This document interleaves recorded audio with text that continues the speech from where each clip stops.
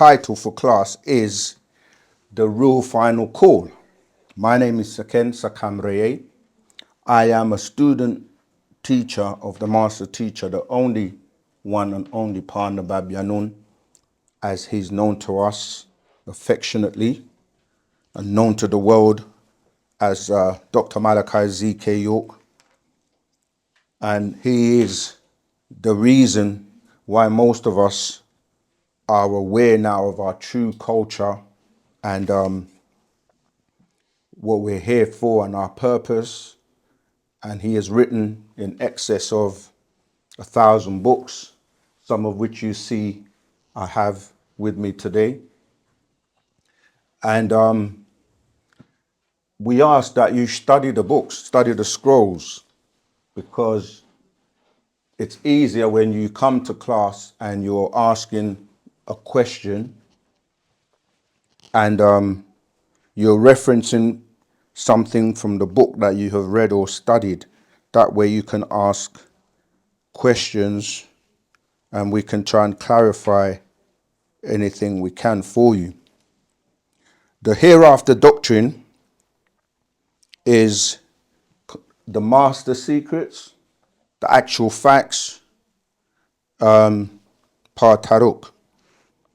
So this will be the actual facts, master secrets, Partaruk, and then a number of other scrolls which he has published over the years, including the Holy Tablets, many other scrolls, Science of Healing, Science of Creation, Year 2000 and What to Expect, etc. So although we focus on the Hereafter Doctrine, which are the master secrets, actual facts, and Partaruk, we still reference the plethora of books that he has already released to the world as the pamphlets of peace, which started to be put out to the world since 1970 officially. However, he has been teaching before 1970 when the seventh seal was opened. All right, so he's got many books. I'm just trying to get TikTok on live as well. Okay. Greetings everyone on TikTok. Greetings everyone on Facebook. Greetings everyone on YouTube. Rahubat. Greetings to everyone on Instagram. And of course, Rahubat and greetings to everyone on Clubhouse. So we use all the multiple social media platforms because it is our duty to get Wu-Sabat to the world. All right. So once again, if you're new, write down our website, unitedsabiansworldwide.com. That's our official website for you to learn a lot more about us. Clearly, we can only do so much in the limited time we have for class, but you can continue learning and finding out more about the master teacher, about our culture, and so on. Okay, so how's everyone doing? Great. Your energy is low. How are you all doing? Good. There, that's much better. Yeah, get that 90 for going. All right, so the real final call. Has anybody ever heard that term before? Or are they familiar, or what do you think that title is about? Anyone? Online, Clubhouse, TikTok? Nation of Islam uses the final call as a newspaper. There you go. Great. Remember to use a microphone so that everyone online can hear you clearly. And we do record the classes, so please use the mic when you want to ask a question or make a comment. All right. Yes, go ahead. Final call I know it's a newspaper for the Nation of Islam. Right. Yes, you're right. Okay. So why did I call this the real final call? Because you can only say it's the final call for so long, innit? Because after a while, people are like not going to be thinking it's final, because if you keep saying it's the final, It's like the Christians and religion saying that you're going to go to hell and burn forever. And then people in hell burning. How can you burn forever? I mean, if fire is supposed to burn out and you're not burning out, then it's not doing you anything if you're burning forever, right? So, but yeah, so the real final call is dealing with Wu-Sabat, and nothing, right? Nothing can stop Wu-Sabat because we're dealing with natural nature, nine ether, which is the combination of all existing gases, conscious and conscience gases, all together, right? So this is a designated time where we're in something now that most people refer to as the sun cycle, because natural nature, the planet, when we say nature, we're talking about the planet, we're talking about the cosmos, we're talking about anything that came with natural ether or natural ether energy, natural creation. So it goes through cycles. And no matter what anybody does, they cannot stop these cycles. And the new cycle of 24,000 years started in the year 2000 AD. And this was with the coming of the master teacher and releasing truth to the world, right? Releasing truth to the world, because this time was prophesied to happen. In all of the religious books, they talk about when the truth comes, all false things shall perish, right? So Wu-Sabat and this new cycle and the time period we're in now, there's nothing or anyone that can stop it, yeah? Whether I'm here tomorrow or not, this is going to keep going. The master teacher's done his job. He's put out the truth. He's given us back everything we need. And his favorite saying is truth is truth. And truth doesn't have alliance or allegiance or an association with any one person. Truth is truth. You have to deal with it or not, but it doesn't change the fact that it's the truth. And that's all he's here to do, give you the truth. And for some people, we're not trying to disrespect anyone, but for some people, they take that truth as if he's trying to do them something bad. But sometimes people to face the truth. Sometimes it's bitter, you know. So, like I said, we're not disrespecting anyone, but it doesn't matter who you are. It doesn't matter what religion you belong to, or what group you belong to, or what language. It really doesn't matter who you are. There's nothing that can be done to stop what's happening. And even though you have different people telling you things and saying, or preparing and saying that it's the end of the world and this is going to happen, and some people are waiting for Jesus, or, you know, each religious group, they're waiting for somebody to come to save them, whether they refer to that person as Jesus, where they talk about the end of the world, and you look at the book of Revelations as they interpret it. You've got people that want to go to, like, you know, to Egypt. I'm sorry, not Egypt, to Israel, and the Yahudites. They're still waiting for Elijah. They're still waiting for, you know, their savior.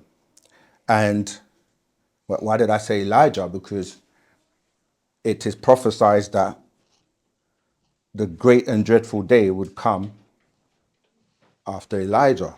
And Elijah, not the Tishbite, but the Elijah we're talking about, was my good brother over there just mentioned that the Nation of Islam were the ones that would, you know, we are familiar with that term, the final call, because the Honorable Elijah Muhammad, who is the founder of the Nation of Islam, he spoke about the final call on what's going to happen in the end. And he was like, you look at, after me, only God himself would come.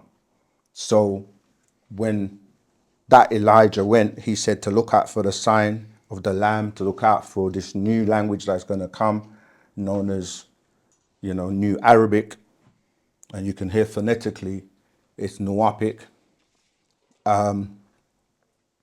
So yes, no matter what they say, don't believe the hype, because no, Jesus ain't coming in this last days and time. The Jesus or the person you think you're waiting for is not who you think it is. Really, when you start to look at the different religious groups, they are waiting, or some are being tricked to wait for the Antichrist. We're going to go into all of that, because when we're talking about the final call, it's really about us. Yeah, because Islam, the Muslims will say the Quran is the final scripture, but then Muhammad was saying that they were asking him, when will the help come in the Quran? So if they're asking him when will the help come, that means he is not the end. He's not the final one. And the Christians the same. They talk about, Jesus, they were asking him when will the end come? And he's like, he's going to send someone else. And he was talking about sending the comforter. The comforter happened to be Muhammad. So then Muhammad is saying that the help hasn't come. And when you look at the word in the Arabic, it's Nasra, right? Which relates to Ansar, which we were known by as Ansarullah, which translates as the helpers of Allah. Yeah, so that was the help, and that help came with the master teacher. And he's here. He's told us the dates and the times and what's happening, and everything he has said from 1970 to now has happened and unfolded. Yeah, so to each their own, and the different people have their own different religions. I'm only going to talk for a while because I want to cover some points, because we are going to go into Q&A as usual, because our classes are for you to have the opportunity to ask questions about anything we teach, so that you can be prepared for the final call. All right. So the thing about this final call and what the master has asked of us is that we have to come together. Yeah, we have to unite. And these religions, these are the book, like what they try to teach you, they only go back literally 6,000 years old. We have no birth date. We were here before the moon, the stars, right? And that's why we predate monotheistic religions, Islam, Christianity, Judaism, by millions and millions of years. Yeah? Millions of years. So there is nothing that has as much knowledge, information, culture than Wu-Sabat. Nothing. Because everything that they're teaching you out there comes from us as the original people on the planet. Accept it or not, this is actual facts. So why would you go to a 1,400-year-old religion such as Islam, or a 2,000-year-old testament that they say it's the new books that came after Jesus, or go back 4,000 and something years to what they're calling the Old Testament, which is really the books that Moses received, which is the Torah, and that's only the 5 books. All right, so people can gather in their little groups. the educational establishments, schools, colleges, universities, seminaries, Satanists, like I said, Muslims, Christians, Jews, you know what I mean? Like, it's not going to change anything. Wu-Sabat is here to stay. It's the future, and you better start heeding to this final call. As we go on, you will see. So we have to gather in groups. We have our family. We're not saying that other races didn't get their own warners. You know, like we said, Muhammad was sent to the tribe of the Quraysh, right? And everyone started to say he was sent to the whole world when he wasn't. However, when you come with a message, of course, anybody who wants to embrace that message is able to, right?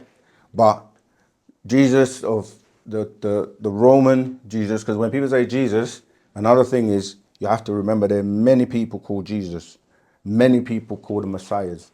Even the Old Testament, when you say to someone who says they're a Jew or a Hebrew,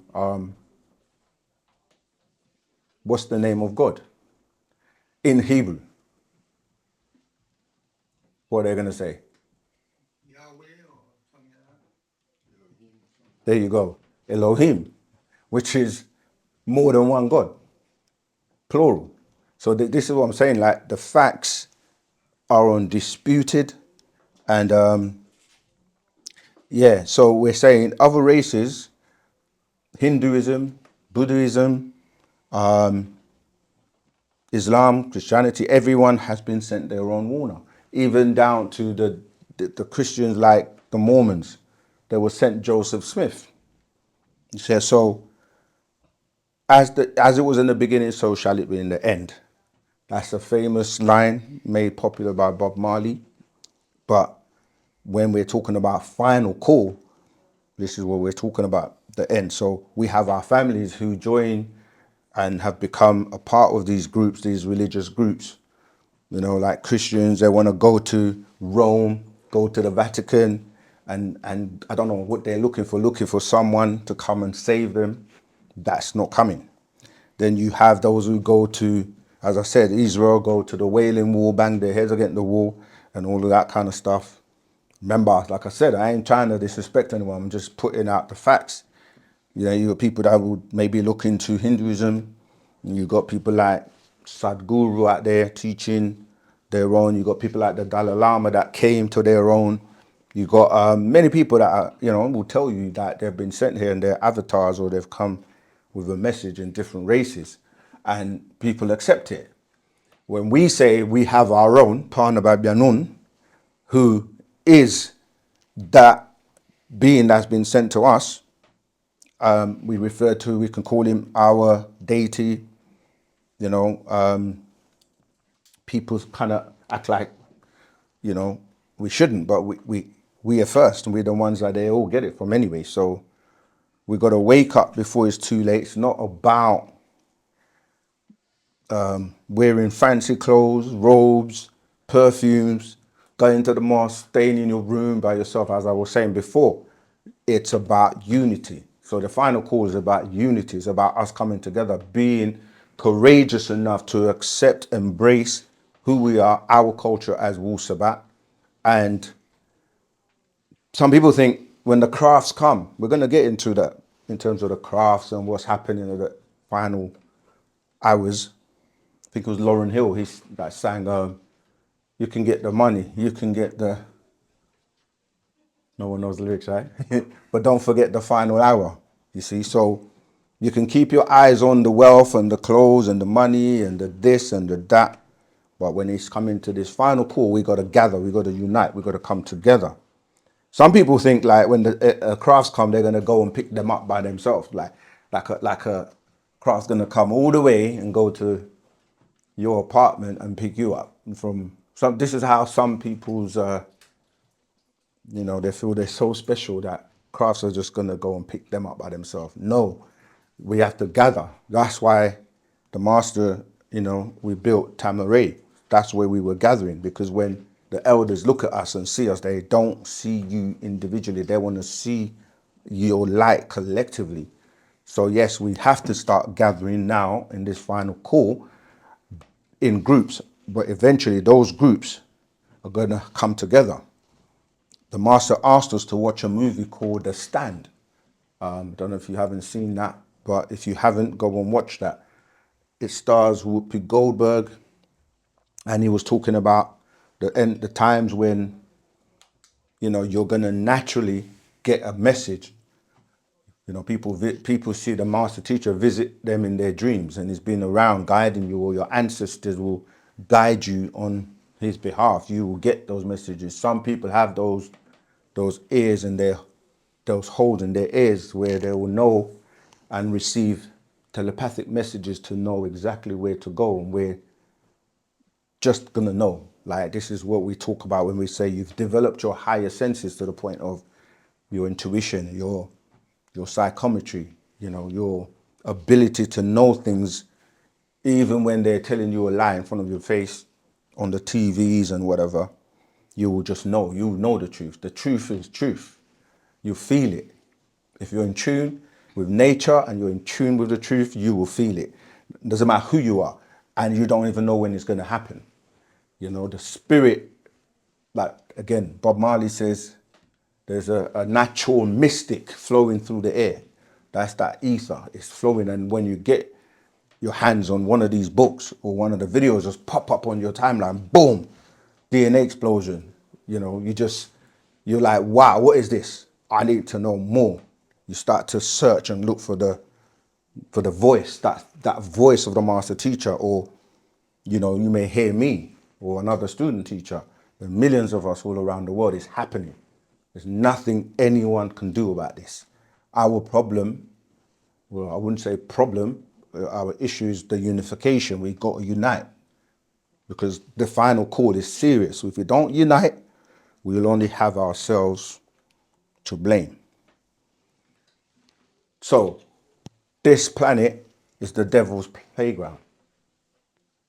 So the devil basically runs this world, and you have to be really in tune not to be caught up in his world, as in you can be in the world but not of it. Because everyone else that just submits, they make it in such a way that you find it literally impossible to live or exist in this world without being touched in some way or shape or form by the devil. How do we know it's the devil's world? Do we believe or accept that this is the devil's world? You do. Right. Why? Use the mic.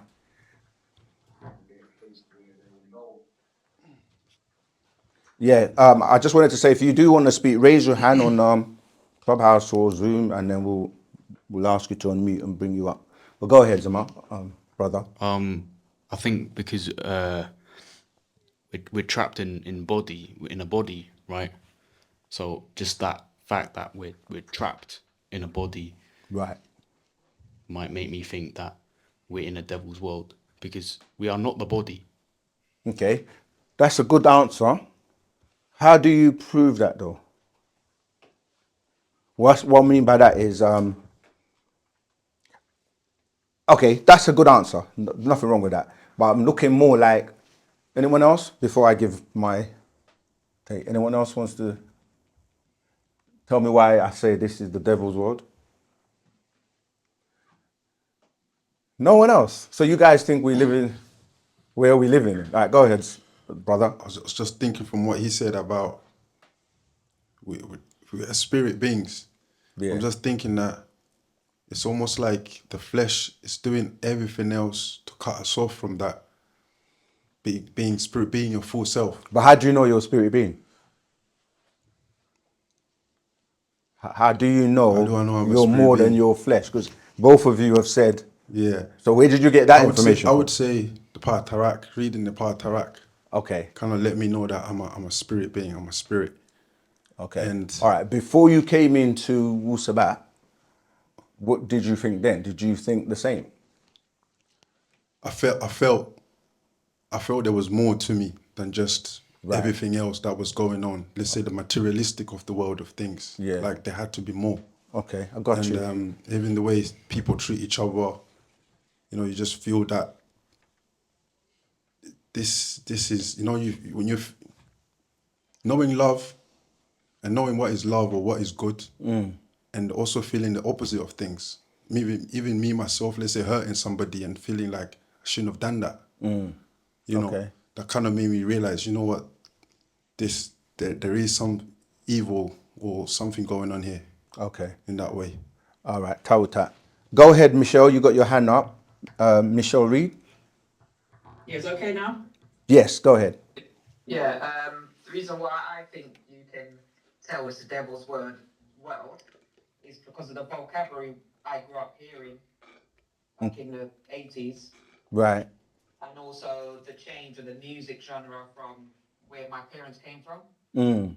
If you study history, you know that you have to watch the change in era. So you see the change in the music, how the men have.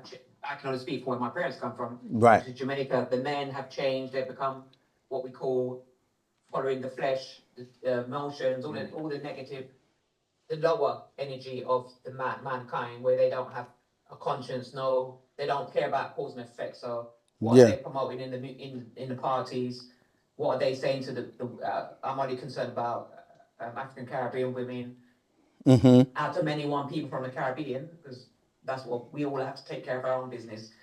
So, you know, they're not promoting that respect as an empress, as we grew up in the 80s, the Russes would call us empress. So they're the ones that came with the roots that I was fortunate enough to grow up with men that remember their roots, Right. the Russes, and they refer to us as empresses. So I always think and at that time, the British didn't tell us that we were empresses. So I would say to them, you've made a mistake, I'm not empress, I'm not part of the royal family. And they'd laugh and explain to me, well, you are empress because we originally came from Africa. So I started learning about that in the 80s. And they were teaching about love, peace, and unity. But there became a split when there was already a split from Jamaica because of the cultivation of Jamaica, Yeah. where it was cultivated from the slave trade, and it was an island in the middle of this ocean, and they put many people there that were against each other. So they never had a good chance of progressing anyway. So if you look at science and how they hybrid all sorts of animals and creatures and plants and all genetically modified, I see Jamaicans as genetically modified because they didn't exist before. Right. Africans and you had Asians, then they genetically modified the Africans by inbreeding with them with all sorts of people that were opposition and left them to get on with it in an economy that wouldn't have worked.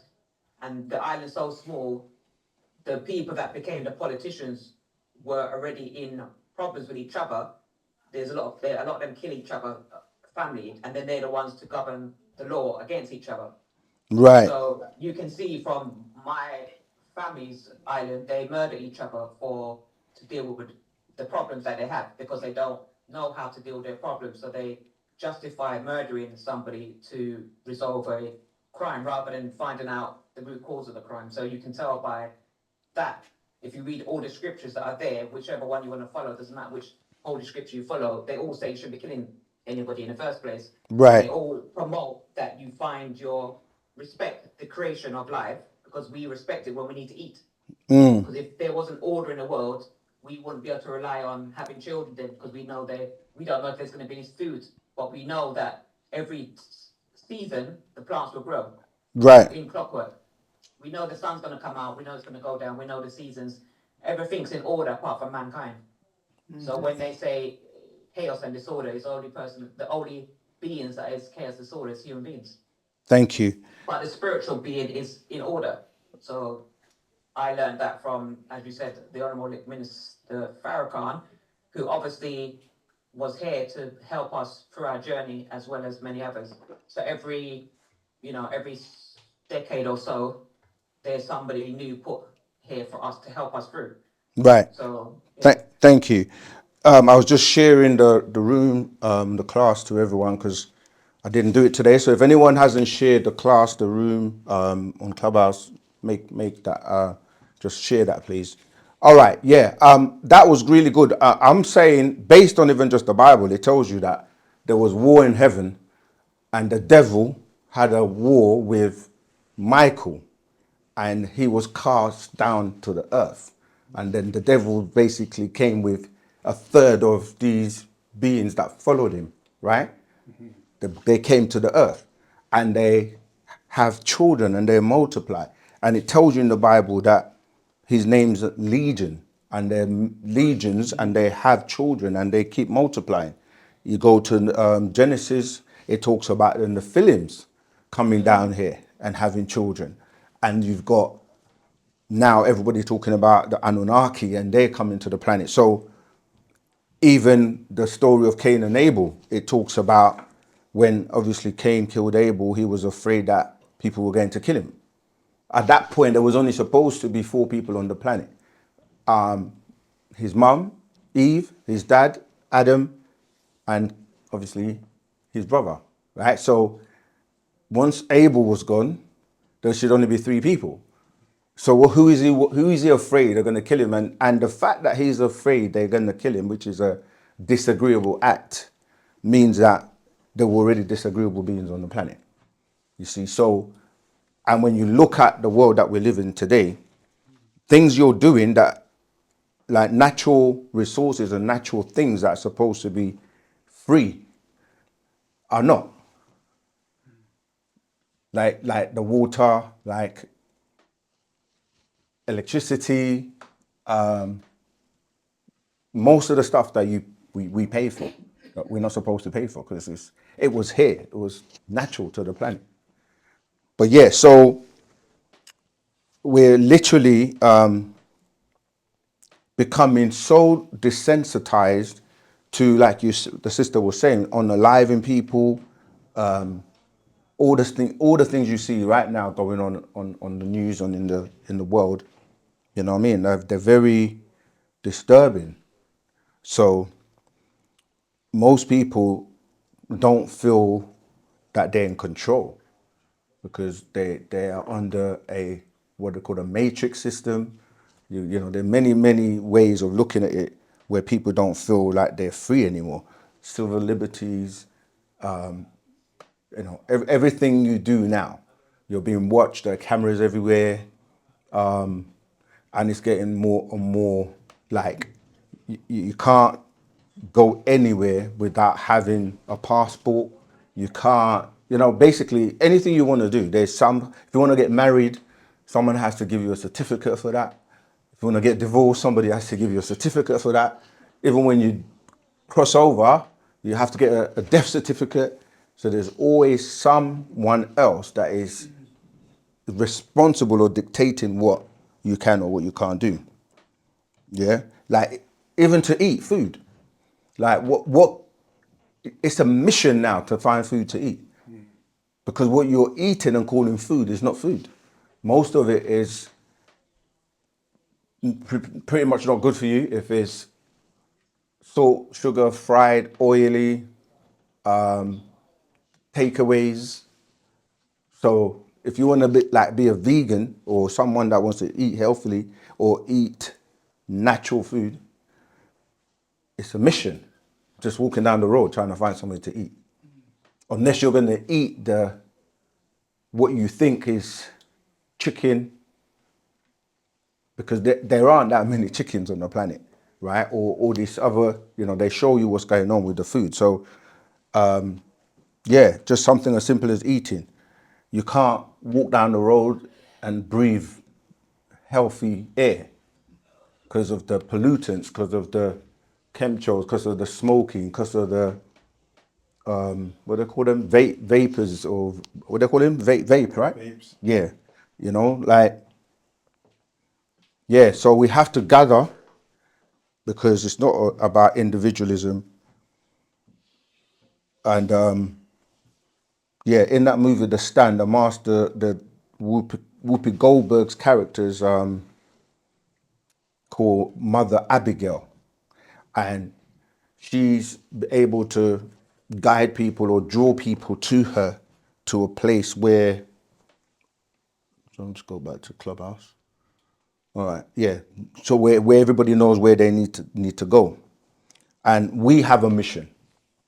And now we seem to have forgotten our mission as Nuapians. Like, it's about gathering. Oh, sorry, Michelle Reed. Who was that? Sorry, Michelle, your mic's open. Oh, sorry. Thank you. All right, yeah. So, yeah, if you've got questions, write them down because we're going to take them. People are just like becoming more and more individuals as opposed to gathering. And like I said, the master teachers only asked of us to come together in love and unity. And people just find reasons, they find ways not to unite. I mean, if you think about the mission that we have to accomplish, it shouldn't matter really. Like, you shouldn't allow personal things to stop you doing what you need to do for the mission. There are many people who are doing their best, you know, and they are helping, but we need to what's the word? We need to ramp things up, because as the master says, we don't really have the time. Yeah, like, people are afraid to stand up and defend the master and exonerate his name, you know, speak about his innocence, represent Wu-Sabat, do your best, do what we're supposed to do for the mission. That's looking like you're an Nuapian, propagating, teaching, sharing the knowledge, being proud of who you are because you have a rich culture, you know, and we're going to get into that when we start to read some of these, you know, updates that the master has, you know, given us. You know, we're not, like I said, like the days of arguing with people, trying to prove, you can't prove what's about wrong. You literally can't. And so what ends up happening is the ego of people wanting to do their own thing, the ego of wanting to hold on to these old ways, these old dead ways of dead religions, wrong information, etc., etc. Like, it's not going to help you in these last days. You got to be true to yourself and true to Wu-Sabat. I mean, he's written a book on every subject you can think about. I was doing a class last week on Tuesday, the live, and every question that somebody asked, I just happened to have one of the scrolls, like I've got here. I've got many scrolls, and I would pick up the scroll, and someone made a comment to say that, like, we planned it. We can't plan this. Like, I don't know who's going to call, what they're going to ask. And so to say that was actually quite silly, because they were like, how comes he's got a book for every question that is being asked? It's because the master has written a book on every question that we have. And he wrote and gave us the answers in the 60s, 70s, 80s, 90s. So when we're in 2026, and a lot of people are now waking up to this information and coming across like it's new or like someone's just coming out with it, we just go back to one of the books and show you, like, he said this way, way, way before, you know. So yeah, so it's about gathering, uniting, and stopping the egos. We say this every single class we teach. But let me read, I'm going to read some excerpts. So just bear in mind, no matter who you are, there are people that have been in the mission in the early parts, and when the master got incarcerated, you haven't seen them again. The mission, like I said, is very easy. It's very easy for us to win and be successful if we unite and do what we're asked to do. What's that? Learn the language, study the scrolls, go out and teach it, clear the master's name, donate in, you know, as a community, put our money together. There are many people, well, I say many people, but there aren't that many people, but the ones who support both male and females, you know, they help, they donate, they help us to keep things going. I don't have to say their names. They know who they are. They're serious about Wu-Sabat. So let's talk about Wu-Sabat. What is Wu-Sabat? Our culture. They call us a cult. It really means to cultivate. To be a real people, tribe, you must have the following, right? This is what we must have. And our culture must be preserved. Because if we don't preserve it, they steal it, they say they're borrowing it, but they change it up and try to claim it as theirs. So we must have your own language, which will develop dialects, your own script, calligraphy, your own foods, utensils, drinks, hot, cold, the times you eat, how you eat, what you eat, drink, and what you don't, with reason. Your own music, instruments, dances, chants, prayers, your own colors, art, education, schools, your own outfits, dress, garments, crowns, hats, footwear, jewelry, your own holidays, rituals, rites, customs, marriage, weddings, your own heroes, saints, heroines, sports, games, events, recreations, deities, both genders, male and female, right?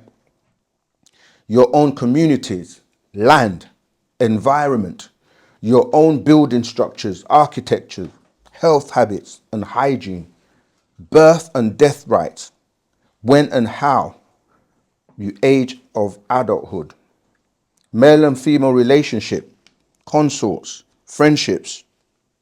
You must respect the elders and protect them. Escorting, chaperone over young women unmarried by males. So this is, the males are supposed to, like we say, protect the elders, protect the young women, okay?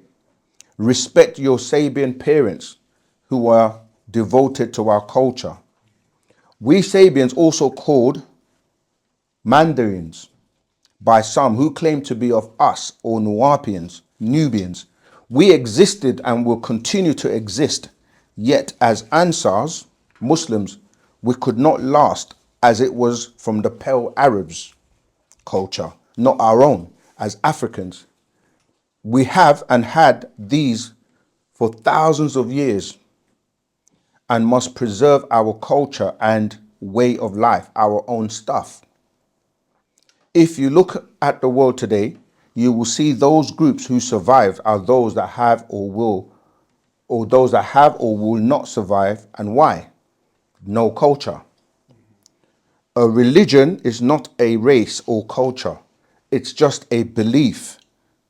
So to have a religion without your own culture, customs daily, you will not last. Look at these groups like the Hinduism, Buddhism.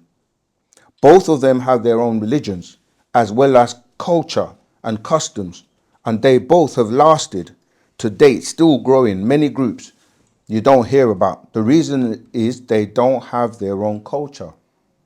Today, look at Christians, so many groups, yet they come and go. Why? Christians have no single culture. The same for Jewish religions, and Muslims each have so many subgroups and sects. Yet no single culture, and both are not a race, just a religion. And in America, you know about the Moorish Muslims of Islamism, a religion, part Christian, part Arab Islam, yet no culture. They also don't speak Arabic or read the Arabian Quran. The same for the Nation of Islam or black Muslims, no culture of their own, only the Arabs and their own mixture of Islam. They also don't read or speak Arabic. They will not last. Now look at the Jehovah Witness, no culture. Baha'i, no culture. Yet the Mormons, no language. Yet with their culture of rituals, still they are dying. However, the Sikhs have a language, culture, customs, dances, music, and dress. All of the list, they will last. and are growing each day. So you have to have, as a people, your own culture, religion of your own, not others. So we have our own.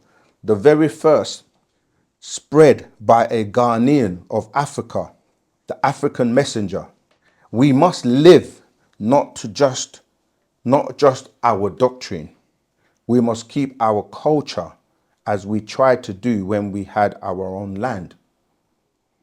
If we are to last, so if we don't have, like he said, we had Tamaray, right? That's what we were doing. The Euro-Americans like to force people to accept their way of living and stop others from their own, like they did the Native American Indians. Force them to stop speaking their own language and dress the same. They are trying to do to the Mexicans right now. Stop them from speaking Spanish and stop their culture, even took their land and claim it. Even build walls to block them. Now they want to do the same to us. So I started off saying today's is called the final call. I said there's nothing they can do or nothing anyone can do to stop or prevent Wu-Sabat. And we as Musbatu, those of Sabians, we must preserve our culture and live the way we're supposed to and do the things we're supposed to that I've just mentioned.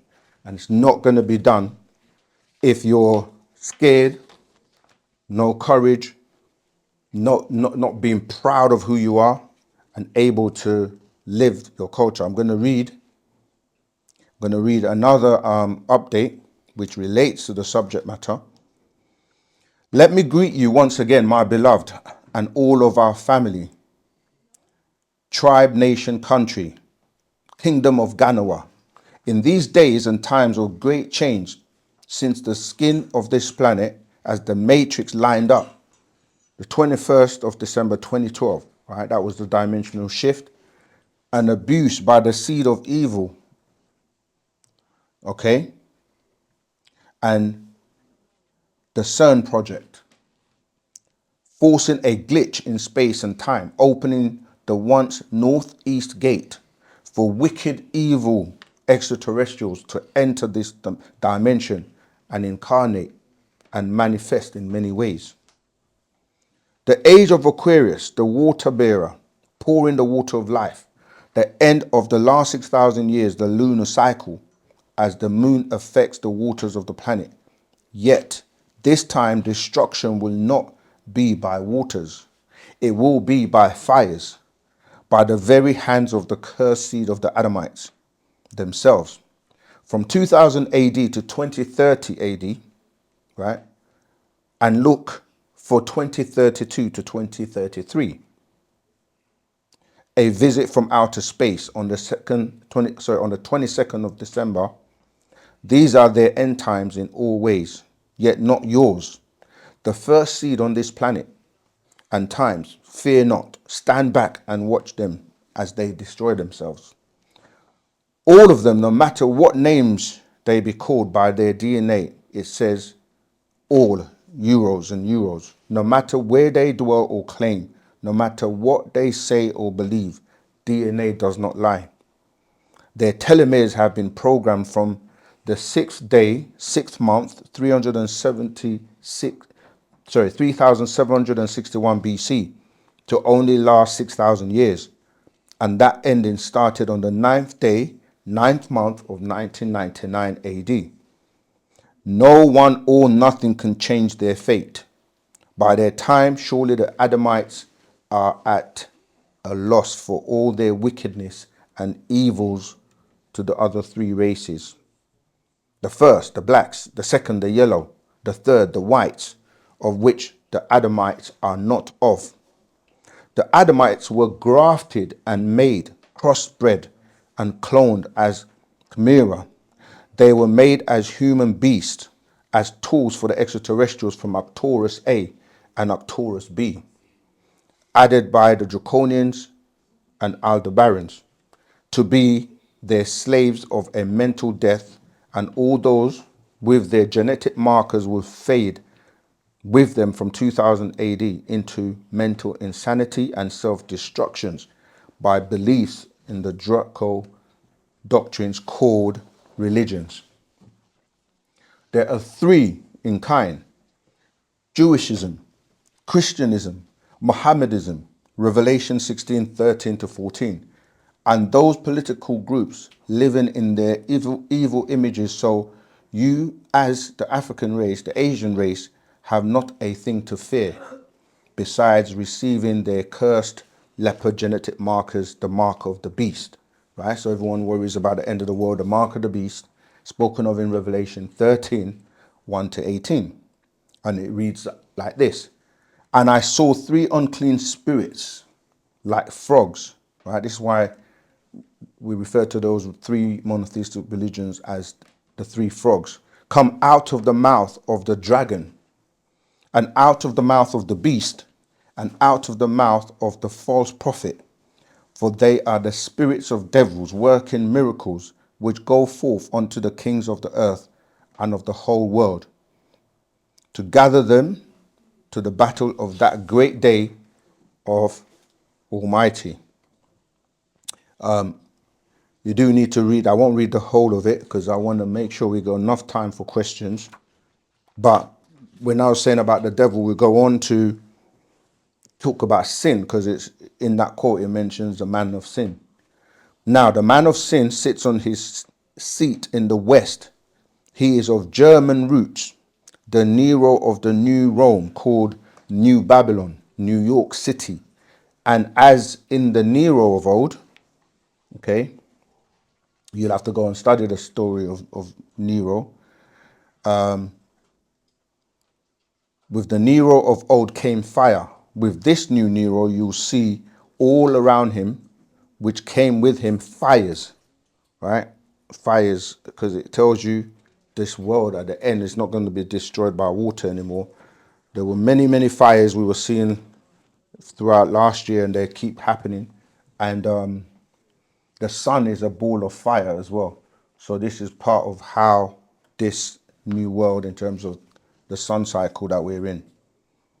So it says here, the master says, reread the book I wrote many years ago, Leviathan 666. Look at the face and faces of the cover of the leper beast, and which lands obey him right now. Well, faith makes them not see the truth. Walk by faith, not by sight.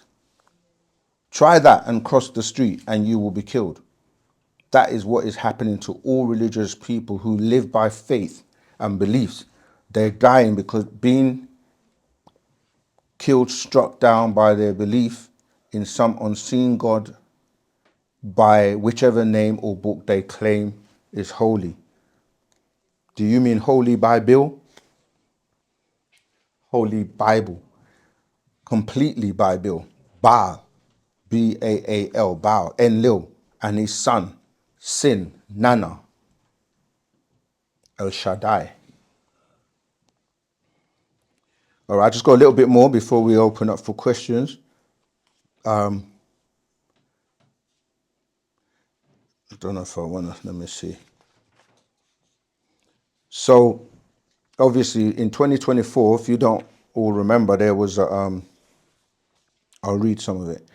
It all started this time in June 2024, after the US government stated on June the 25th, 2021 AD, that UFO, unidentified flying object, and a UAP, unidentified aerial phenomena, were real and are here, and not the Europeans or Euro-Americans contacts. You have 1, the Aldebarans, 2, Arcturus, and 3, Draco, from the Draco or Draco star system. Like I said, I'm not going to read all of them. I'm just going to touch on some of the points. So, in June 2024, people started to see and tape crafts flying in formation, the size of RVs, with beings inside over 10 at New Jersey. It was the Greys. The government called them manned drones. There were Hebrew Strong's number 3519, Kabod, glory of God, or Kabad at crafts, And the Pope saw them and said they seem to be looking for some place, thing, or someone. You know who. Right, so we're going to skip. So these crafts were looking for none other than the master teacher.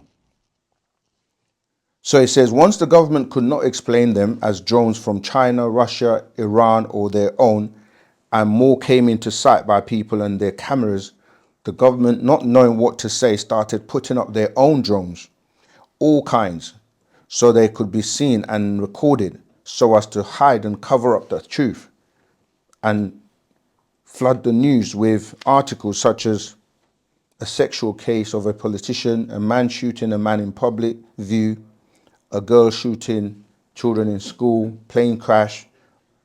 Basically, they just flooded the news with distractions so that people would take their minds off of the crafts. So, you want to know what's really going on? This is the 24th year of the next 24,000 years of 6,000 year cycles. We moved in 2000 AD. And I know it's getting, let me just round off by talking about, it says, the moon cycle of 6,000 years of fiction, faith and beliefs, religions. We're moving into the solar sun cycle of actual facts, Wu-Sabat, Nuapu, the breaking of the hypnotic spell of ignorance. So the aliens were looking for the 24th elder because it is time again for the 144,000 to be transported to the South Antarctica down under the ice to receive their barythry gland in their submental to regrow in their hippocampus part of their brain for the resurrection, and to activate the use of their whole brain as supreme beings, deities. So it goes on. So obviously after that, everyone started talking about the wars in Antarctica and so forth. Under the ice, there we have a great city. It's called Egg Island. When we came from the waters, we lived there, protected by the mantis aliens. Then we crossed over onto the South Ghana, Africa, and began our migration north to spread over the planet. Then we will be put under a deep sleep, and as each day is 1,000 years, they are to be transported by day or solar year, 365 days after the crafts come from Orion by night. It's a millions of light years away from Earth. A light year is the distance light can travel in 1 year, 6 trillion miles if it's a solar year, and 186,272 feet per second. So it will only take a twinkle of an eye for each trip. Yet the 144,000, both males and females, are to be pure inside out and outside in. Right? The equinox of 24,000 years equal time. Once in Orion, they will be prepared to be taken to Kepler, which is 225,600 light years from Earth, to the Goldilocks zone Alpha Centauri, a new Earth-like planet, just like this one, with no diseases, viruses, sickness, no flesh eaters, and it is only for this new seed of melanonites there to start anew. It was to take 6 years from 2024 AD to 2030 AD. Are you ready?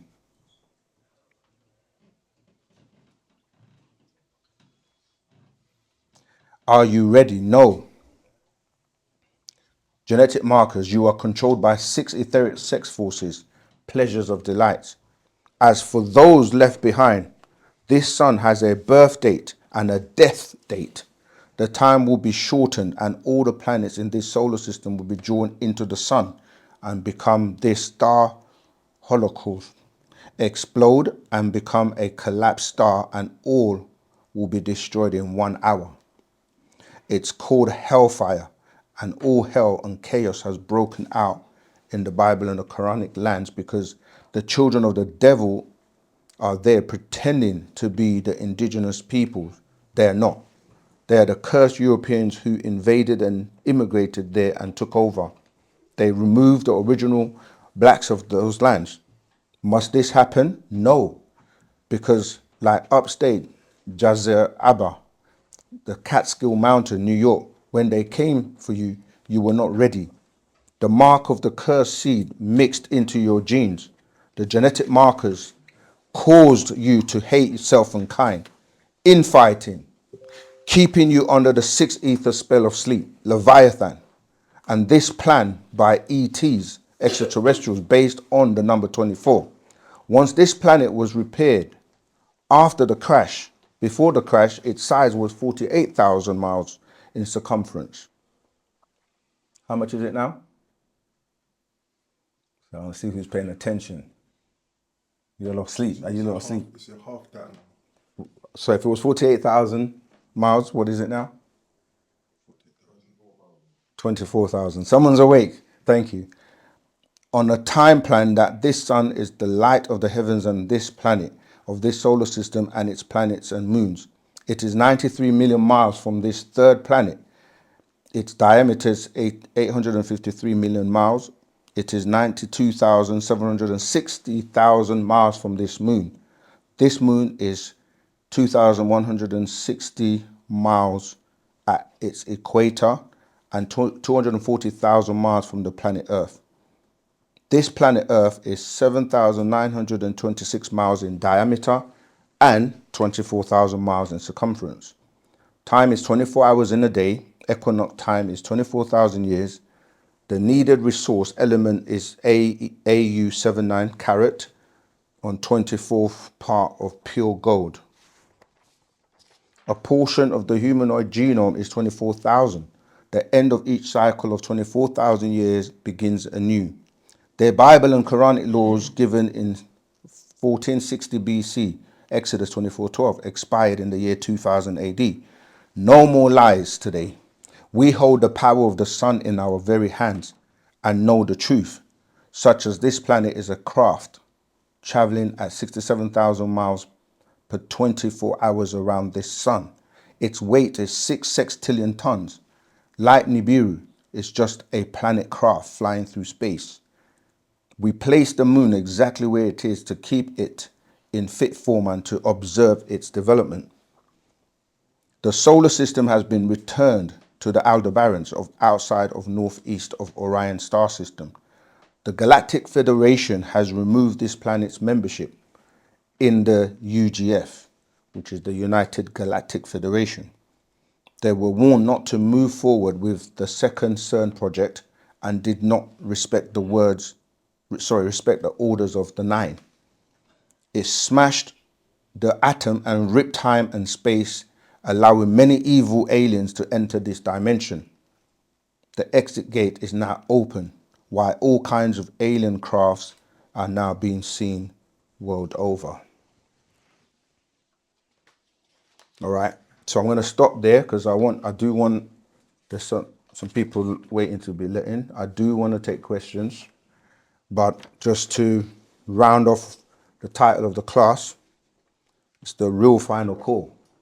You know, this is not a joke. We have to stop the games, stop the egos, come together, build so we can get whatever we need, land, buildings, whatever we need. We have to come together. Stop the infighting. You heard the words of the master.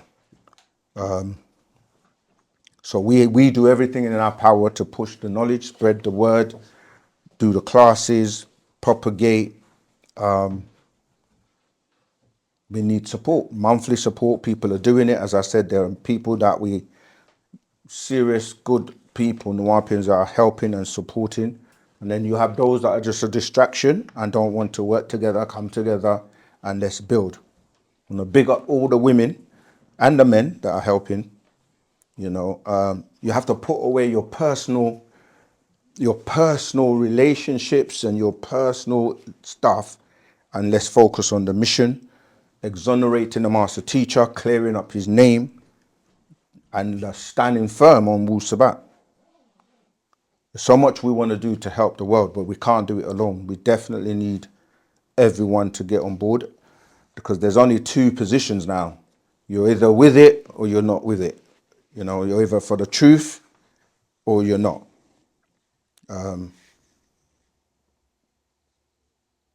Okay, last part I'm going to read.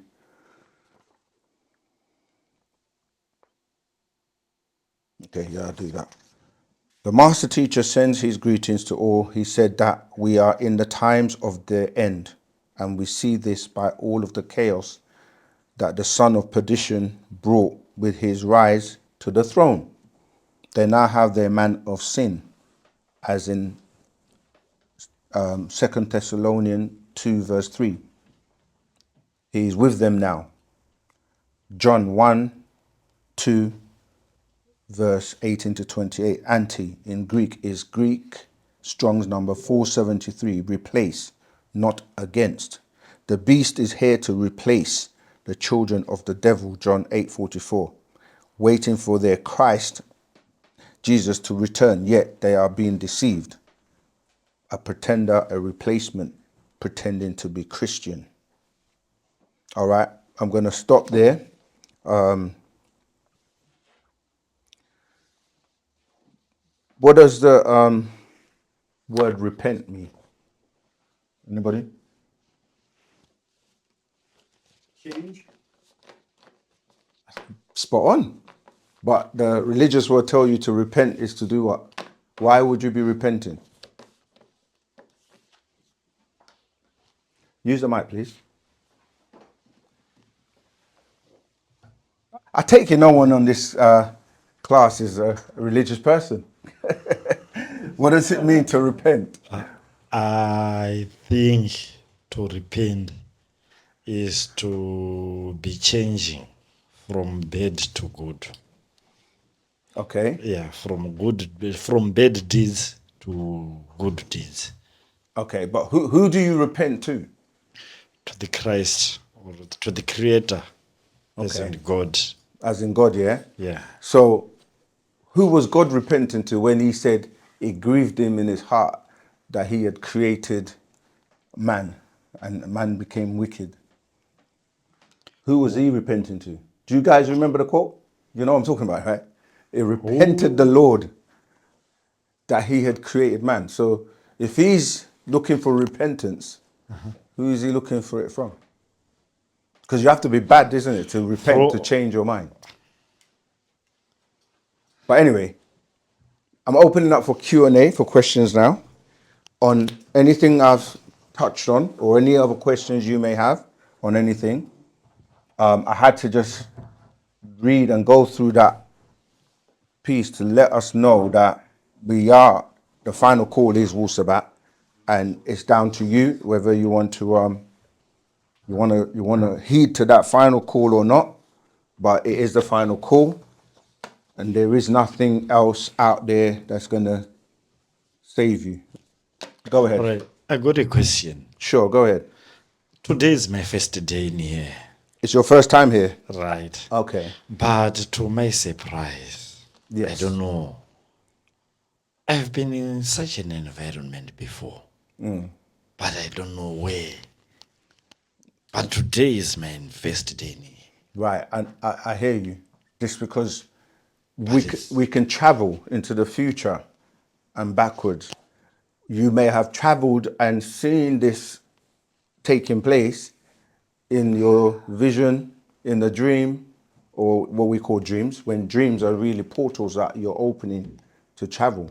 I'm just saying that I'm not speaking exactly what's happened to you, but I'm saying we are taught these things. So when people say deja vu, right, they're saying this has happened before. Yeah. So, yeah, that's a French word, but it's really describing the fact that you can time travel. And this is when we start to teach about who we really are as supreme beings and who we are really, the gods and the goddesses that, religion is talking about. You yourself are the God, but you don't know that because you've been given misinformation and distortions of truth. So you first of all have to come to terms with that realization. And then you stop channeling your energy and looking externally for someone or something to come and save you. But the thing is, this knowledge was hidden and it's only been brought back to us by the master teacher that's here and reminding us of who we are. He is a supreme being himself, and he's mastered the both realms of what we call the unseen world and the seen world, and he's able to like raise us back to remembering and knowing who we are, and then he can take us further, so you get to really know who you are, not what you've accepted by way of the programming. All right. Anyone else with any other questions? Zoom, Clubhouse, TikTok, Instagram. Okay. No one's got questions. We're gonna wrap it up and go home then. Oh, okay. MR, Michelle, go ahead. Unmute yourself and ask your question. Right, is there a back? Rob, you're back. No, what's your saying? Is it Rahubat. Yeah, Rahubat. And that's important because you heard me saying how important it is for us to learn our language. So yeah, we've got the online course, we've got Telegram groups. We have to learn the language so that we can use the tones and vibrations that will help us. But go ahead, Zamaltat. Go ahead, sister. Okay, so my question would be what I think is holding a lot of people back. They tend to feel comfortable in the following mode, covetousness, as the Bible will say. It's just an easy mode they're in. So I think that's what I found, because I was baptized twice and spent quite last 2 or 3 years in church. So I've just left. And I did find I had to go through that process because I spent time in ancient Islam. Then I met, I went in All Eyes in Egypt in 2002 and then went to the All Seer Set Society. But they're not over here, so I've come back to look for this. So my question would be,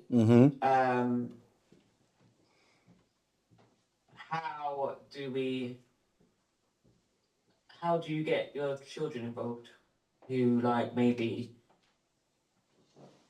Well, under 15 or 15 under? right. So Wu-Sabat is really for everyone, and we say don't go anywhere that you can't take your children. So to that, we welcome children as well, for you to bring your children to the community, to classes, because by you submerging them and getting Wu-Sabat into them from an early age, they're gonna, not be under the spell of Six Ether and religions and so forth that a lot of us went through. As you just said, like when you're in religion, you're really looking for the truth. But you'll go somewhere, you get bits of the truth, you won't get the whole truth and nothing but the truth. So you can be a Muslim for years, a whole lifetime, and you've never made much progress because you don't study or learn the language. There are things that, in order for you to get the full truth, it tells you have to go and study that which was before. Yeah. That would be the Torah, right? After you studied the Torah, the Torah is going to be like, you're going to get to a point where you're going to be like, where does this book come from, the Torah? Then you're going to end up going backwards into where it came from, which would be the Anunnaki and the Sumerian Doctrine. Yeah. When you get to that, you're going to be like, where did this come from?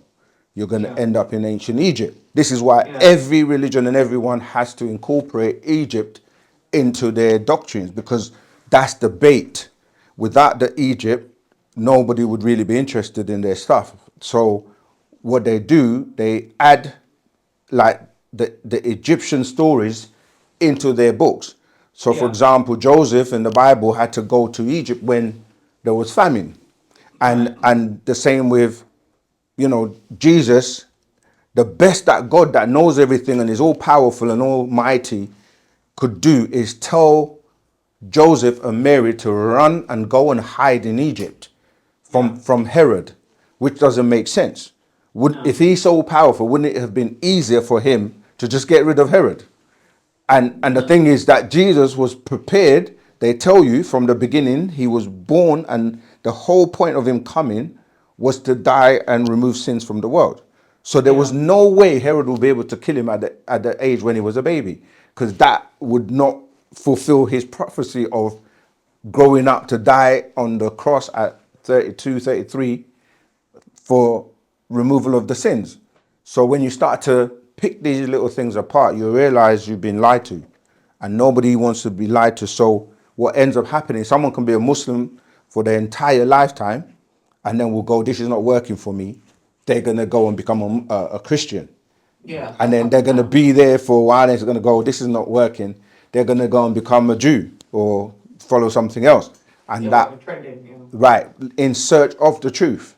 And all you're going to do is keep going around in circles, right, which is delaying your progress until you come across Wu-Sabat, Yeah. which then makes you know that this is your final destination or the final call or the last stop.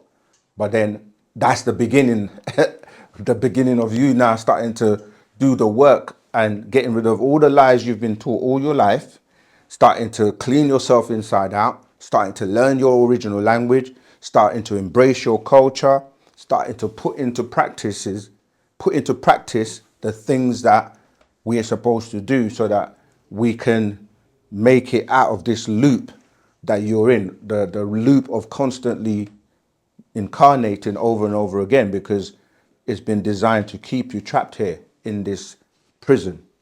But yeah, you're right. People are afraid, but what are you afraid of? These things that you're afraid to leave are not going to help you. It's fact. Whether you want to look at it like your job or what people think, it's not about what people think. It's about what's truth and whether or not it's going to take you to where you need to go, and if you're going to be able to stand on your own. Because when you're born, you come alone. And when you're leaving alone. So it doesn't matter what gangs or what other people you kind of listen to or want to follow, because when that final moment comes, you're going to be judged on you and what you know and what you did and what you did with your time here, because you've got a certain amount of chances to perfect yourself so that you can actually move forward to living a different level of existence, so you can keep growing to becoming a supreme being that can return back to what we call the all expanding. Does that help?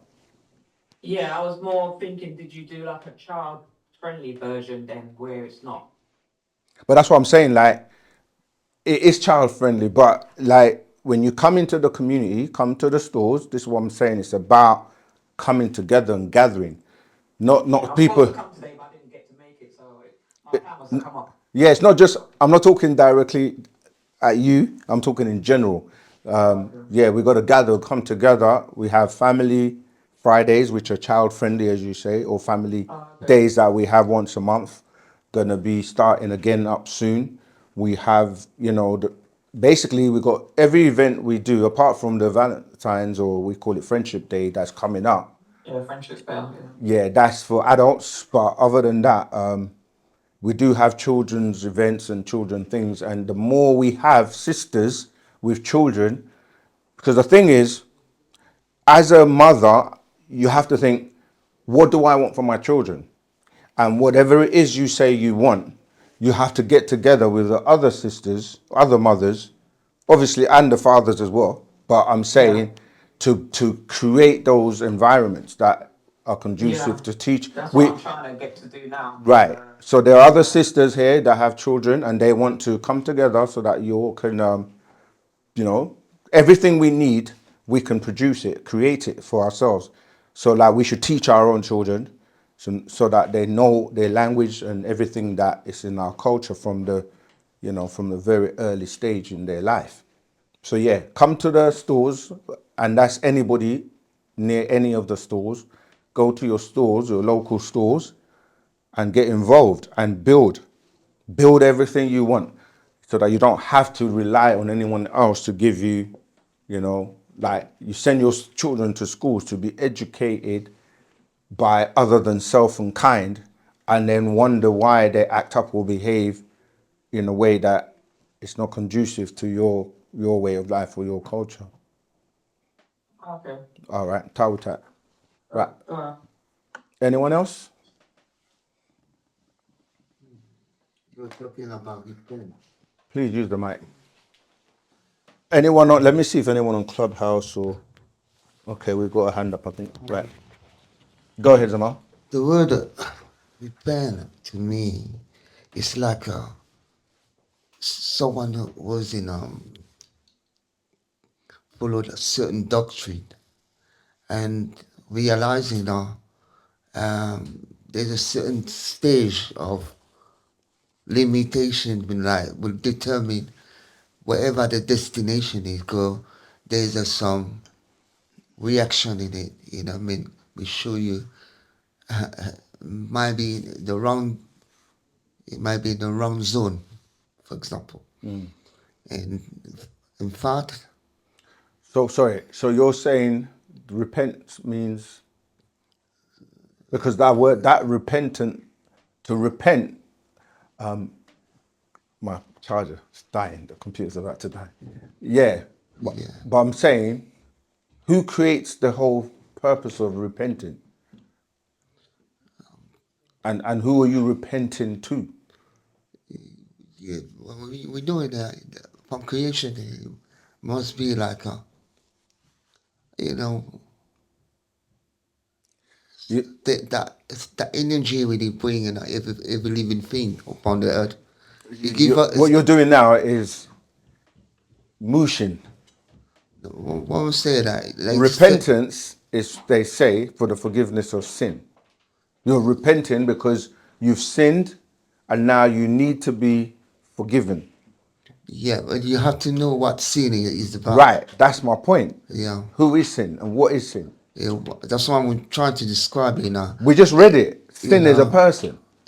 Yeah, I mean, you know, the way I describe it, you must be in a doctrine that, you know, is not, you know, show you, you know, in your destination, there's some effects, you know, will show you, you know, that, you know, of, you're in the wrong zone. And that zone, you know, where you are, and it show you, you know, eventually, you know, you're not, Brother, you're not asking me a question yeah. and you're not answering one either. So the question is, what is repentance and who created it? If you're not going to answer it, or if you want to ask me a question, then I would But then, say ask me the question. you know, also, But just conjecture and it's, I mean, it's the same thing in the born again, you know, I mean, in is born again, I mean, you know, okay, what does it mean Ch- to be born again? you know, change the way, you know, that, you know, it's not designing to you. Okay, all right, we'll go with that. But I'm saying, is that a religious thing? Basically, you know, is that for everyone. That you're getting that from religion. To be born again, to repent. These are coming from religion. Not specifically, Okay. because it can be that anyone, you know. No, I'm saying, where did you first learn about that? I learned, you know, from from my own experience. Okay, You know, so we're just going around in circles now. I'm saying, yeah. Okay, you watch movies, The Godfather and certain movies where when somebody sins, they go into a little booth and they repent. They say, "Oh, Father, I've sinned," and they tell the Father, whoever is behind the box, what they're repenting from. Yeah, and I'm saying to you, the man behind the box in a religious setting is going to say to this person, go away, go and do 10 Hail Marys or whatever, and that's it. Your sins are forgiven. But that's not reality. That's fake. Because you're not, a man is not going to sit behind a box and tell you you're forgiven. Because whatever you've done in this world, right, you have to take responsibility for that. definitely. Right? And the responsibility is because of cause and effect by natural nature. So somebody can't, I imagine you go out to the world and unalive a lot of people and then come to the guy in the box and say, oh, I went out and I unalive 20 people and now I want to repent. And he says, go away and do 20 Hail Marys. Does that make sense? No, it doesn't. But there's a brother at the back, he's got his hand up. If you want to pass the mic over to him, please. But all that we spoke about, the final call, I don't want us to get, you might have to move forward a little bit, yeah, to get caught up in, go ahead, Zaman, brother. What I heard you speak of to a lady before was about how you will be judged when the time comes, and I wanted to know who would judge when the time comes. Okay. Yes, Thank you. and All right. When we say judge, again, everything we teach, you can't think about it from a religious mindset. The religious mindset is what brings about confusion and distortion, right? Judgment, right? You judge yourself every day. So whatever you do, this is what we're saying, yeah? That's why we're saying that whatever you do, you're judging yourself, because the accumulation of your doings or decisions is going to be the outcome. So for example, if you decide to smoke cigarettes, for example, right, or whatever else, whatever vice, and you know, and it says to you on the packet, smoking kills, and it does. You can go and look at any cigarette packet now. They show you people with bad lungs and whatever. I'm saying if you keep smoking, knowing that every day, you may end up getting skin cancer, yeah, then you've judged yourself. It's the same with the food you eat, the things you wear, the places you go. That's why I said that it's very hard in this world to live a righteous, that's why they call it the narrow path, yeah, because everything around you is designed to trap you in this world, in this matrix. The food you eat, the clothes you wear, the dances you go to, the clubs, the relationships, sexual relations that you have, all of that, you're judging yourself. Because if you eat bad food continuously, you're going to get ill, you're going to get sick. But if you don't, then you're judging yourself. So in terms of what I was reading, it's referring to those who get to become one of the 144,000 and receive their barythry gland. So in that sense, you have to be picked or chosen. So that's what I mean by judgment in that sense, because the master teacher is here to find these 144,000 people that are going to listen and put into practice what he's teaching you to turn yourself inside out, and for you to basically be one of those 144,000 if you're on the list. So you judge yourself by the things you do, and to be in that list, Wu-Sabat is the measuring stick. It's what you use to clean up yourself, to know what's right from wrong, to do the right thing. And everyone has the opportunity. If they don't, then it's up to us to make sure they get that opportunity. Does that make sense? Does that answer your question? Yeah. Please use the mic. I see your hand up, Kobe. I was thinking of doing some sort of retreat in the future. Yeah. And I came across this plant called ibogaine, and apparently it, cures mental health conditions. Have you heard of that plant before? And if not, do you have any other recommendations for other plants I could do if I go on a retreat? Right. First of all, I don't know who's running the retreat or what it's all about, what they're doing. I don't know of that particular plant myself, so that's something I'm gonna have to research. But we know that natural remedies, yeah, in Wu-Sabat, we don't really promote you taking external things. Like some people want to do mushrooms, or they want to go and do ayahuasca. They do different things. But obviously, it's a individual choice. But in Wu-Sabat, no, we don't advocate that.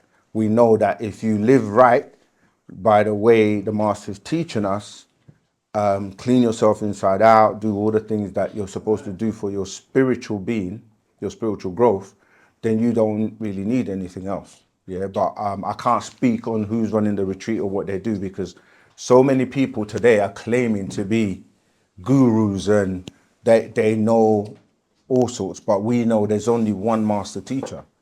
So that's what I would say to you. First of all, learn enough about Wu-Sabat in terms of what we do, and see if it actually helps you, because there isn't. I mean, retreats are good for cutting away from this world and just going somewhere where maybe you're just like meditating, fasting, and doing spiritual practices, that's good. But you also need to be aware of the people or who's doing it, because if you don't know what you're doing, you're going to open yourself up into allowing other entities and other beings to take control of your being, and you can be lost forever just because you're doing something you're not fully aware of what you're doing. You see, so that's why Wu-Sabat, we've got, like I said, all the books covering, even like just this one here, the breath. You see, so what I would say is, if you're coming into Wu-Sabat, at least read the manual, like, you know, the breath book, the books that talk about your spirit, your 30 spirits, your ancestors, and controlling those beings within you. Because a lot of people don't realize that it's not them all the time. Like, you don't know what your voice is. You have to distinguish your voice from the other personalities. And then you have, each one of those personalities has 30 or 29 of their own, plus the external stuff that's going on, you know, like infrared and all the stuff you're like exposed to every day without even realizing it. So you have to take control of your being first, like calm those voices down, learn who you really are. Like, there are so many exercises you can do to get in tune with the real you. Most people don't know who their real being is yet, because they haven't done, you know, like the mirror exercise to come in contact with that being.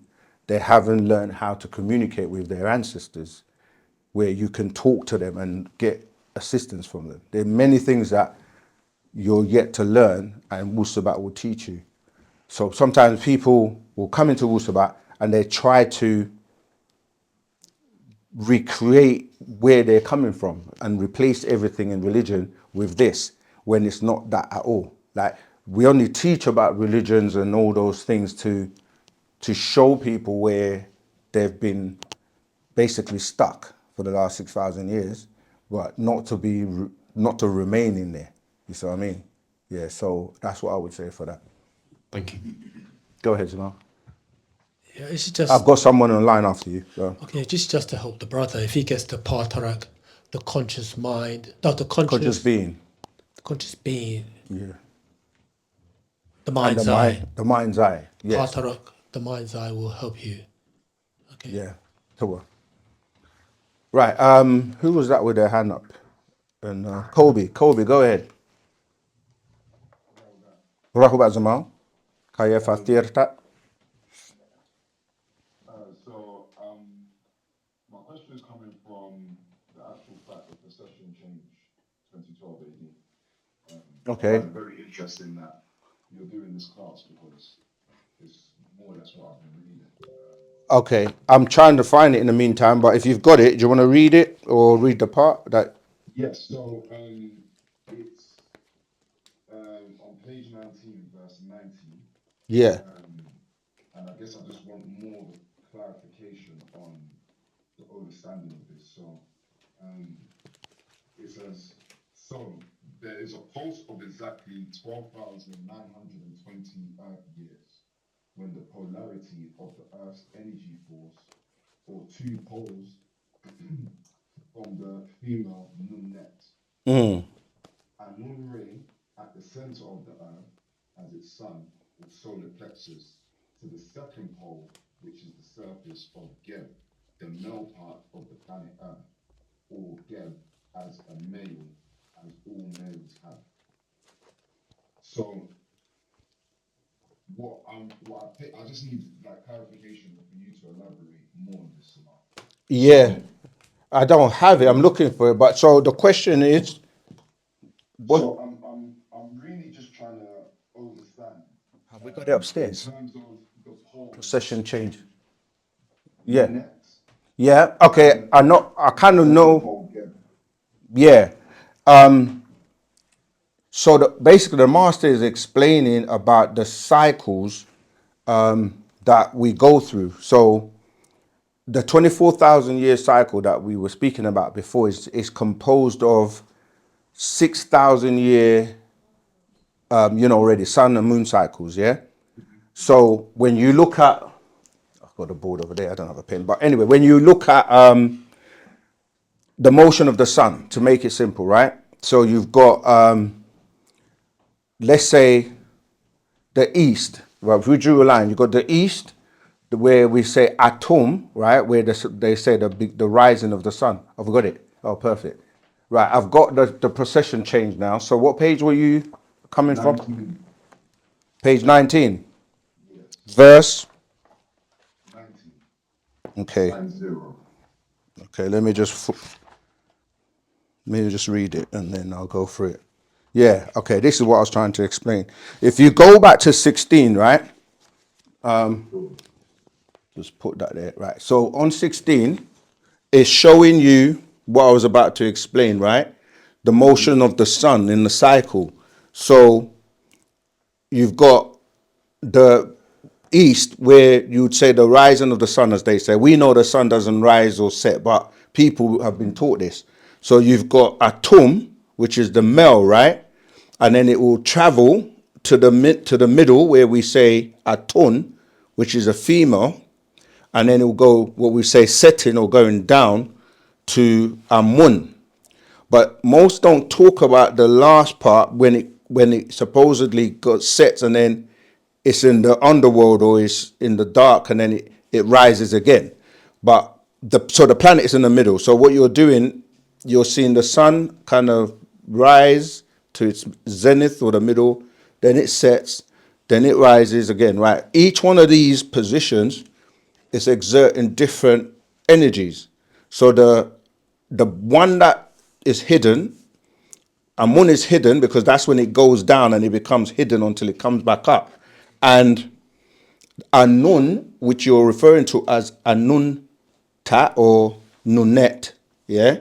The word Nun deals with the waters. And this is what they refer to as the black sun. If you look at the back or the front of the scroll, you see the sun, right? A lot of people don't take time to actually study the images on the book. But if you look at that, this part here where it's dark, the bit that's below is the black sun. If you see, you can see the sun at the top is the gold sun or the yellow sun when it's rising. So from the black sun, it will go there and then it will go down. Now, these cycles are 6,000 years each, right? When you're looking at the going from, let's say, Atun to Amun would be a sun cycle, 6,000 years. Then going from Amun to Anun would be another 6,000, right? Which would be the moon cycle. Then you'd go again back to from Anun to Atum, another 6,000 year.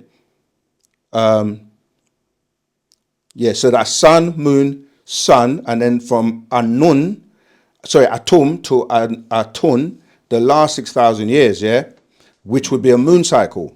Then let's say the last 24,000 years ended in the year 2000, which would be the Atun, which is now the female time to rule. So that would begin the first year of the next 24,000 years.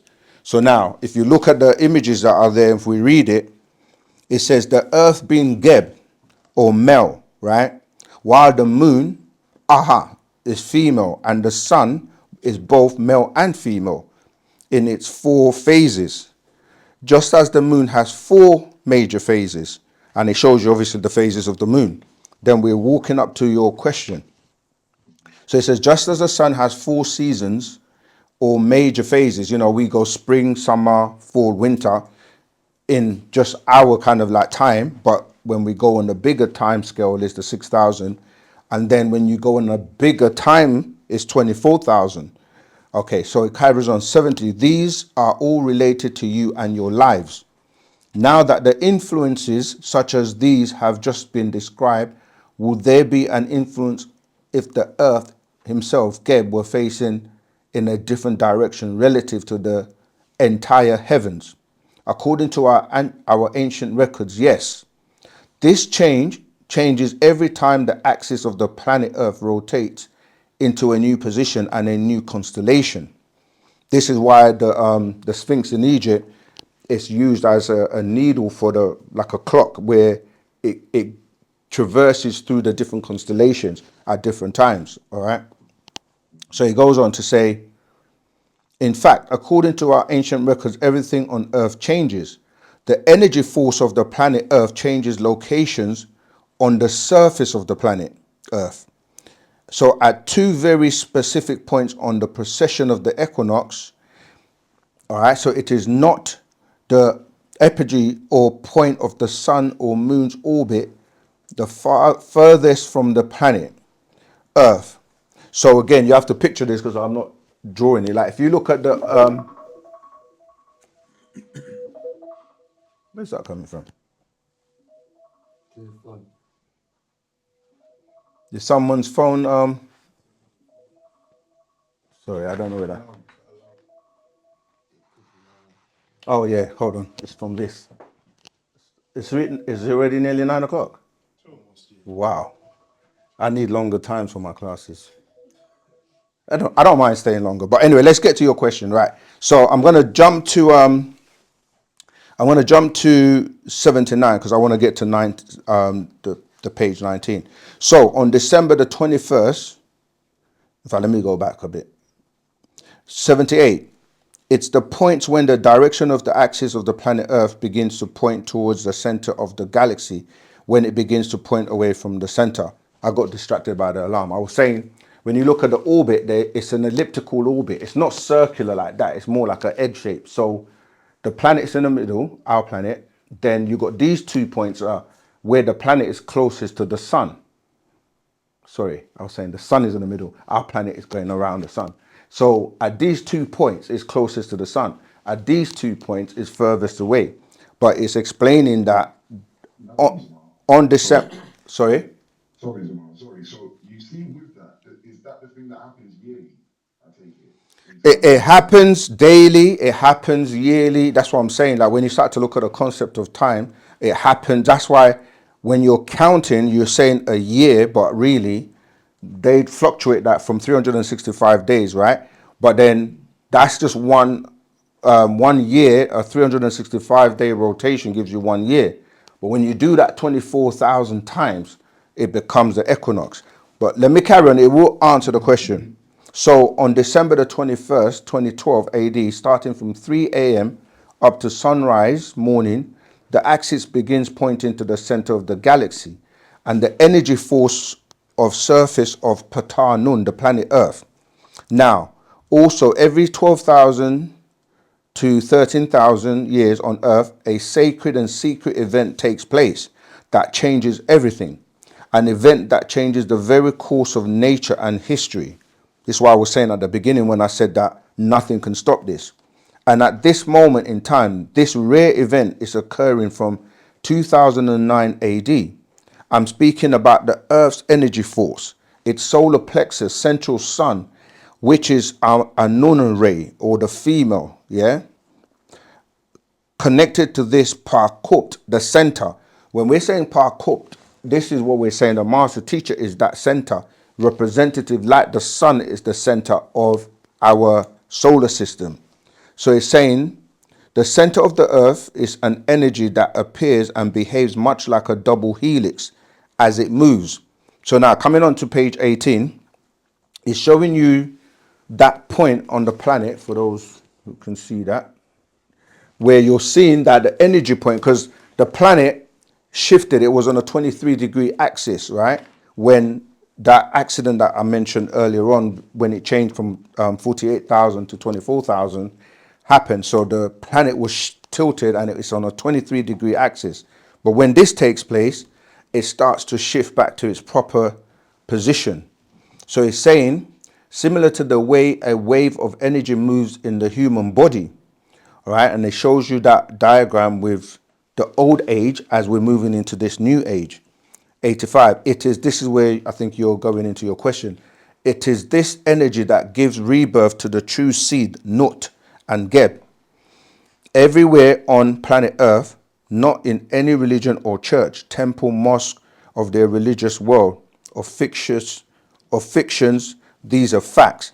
This is the renewal of the Negroids' records after 24,000 years and 6,000 of them blinded by a white light of evil teachings of ghost, spirit worship. The planet Earth's energy force is always attached to a single location on the surface of the planet Earth and stays there for a period of about 12,000 to 13,000 years. Yet then it moves to a new location for the next 12,000 to 13,000 years, based upon cycles of time of what is called precession of the equinox. All right, so this is your page now, 1988. And when it moves, your idea of what spiritual means changes. It transforms according to the new energies of the future cycle, leading you into a higher spiritual path based on fact, not faith, but fate. This is why I was saying at the beginning that this is happening worldwide. This new shift, this new energy that's on the planet means that those beings that are aspiring to be of higher spiritual consciousness are going to start to get affected by truth and Wu-Sabat.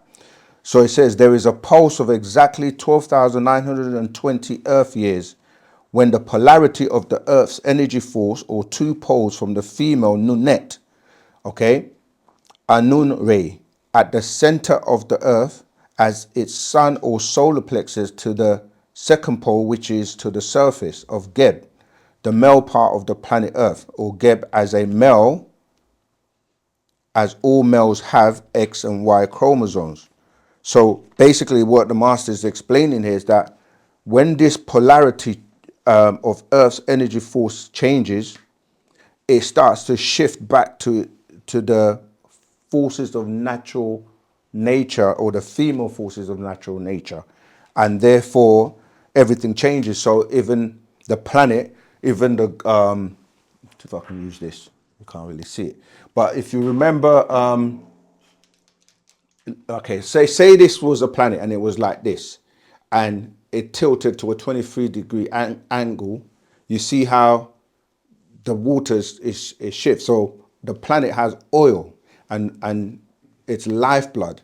So what's happened is, before it was in Arabia, that's why the Arabs and Saudi Arabia, they had a lot of oil. But when it shifts back, as you can see the water changing, it moves that oil. So now a lot of resources and everything's shifting back to Africa. And that's what this is explaining about this new cycle that we're in. If you read the whole of it, continuing on, it does go into more and more detail, explaining, you know, about the vortexes opening and so on and so forth. Because in fact, I have one more thing to read you, but does that help, Kobe? It helps. It helps somehow. I'm just trying to more, and again, it might be me going further in because I literally read this yesterday. Yeah. I did go like 1 or 2 pages more, but I'm yet to finish. But I just saw that bit, and I just wanted to get my head around it.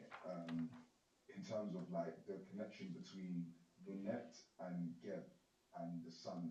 Yeah, so I'm saying, remember, it's like the Nunet and Geb story is where they get the Adam and Eve story from in our culture. Because remember, Geb is referred to as the planet. Like they say, they took the dust off the ground to form Adam, but that's really dealing with Geb, as Geb is the basically that representation of the planet. And the stories are taken from our stories of creation. And Nunet is, when I was saying about in that picture of the black sun, Nunet, or the Nun, is where, if you even turn it like that, you see when a woman is pregnant, all right, it's like, you know, the picture in our Harufat is like that loaf of bread, because what's happening in that darkness is like the baby is in the waters in darkness and bringing the birth of a new cycle or a new world, where, as I'm saying, when that baby comes out, or Nunet is the female, because remember you have the Ogdoads, right? When you go back to the ancient Egyptian stories, the Ogdoads, you're dealing with Nun and Nunet. And that's what that is referring to, because that's how Atum is birthed, from the waters, from the prime, what they call it, the primordial waters, or the prime, meaning the beginning. So it's tying into the time we're in is the female's time to rule. That from that Nunet is coming into the new cycle of 24,000 years, which is really the rulership of the females who have been suppressed for a very long time. So am I right in saying that Nunet is representative of the triple darkness? Yes, exactly. Because the first darkness is in the womb, right? Because when you're in your mother's womb as a baby, you're in darkness. And then when you come out into this world, you're still in darkness when you're dealing with the sun, right? The motions of the sun. This is why I was saying when they're saying that the sun is rising and setting. And during what we say night, it's just the shadow because the planet has to be cooled down. So one side of the planet is facing the sun, the other side is blocked by, by the moon, and the moon blocks the sunlight from the sun. Because remember, the moon is a satellite of the planet and they move together.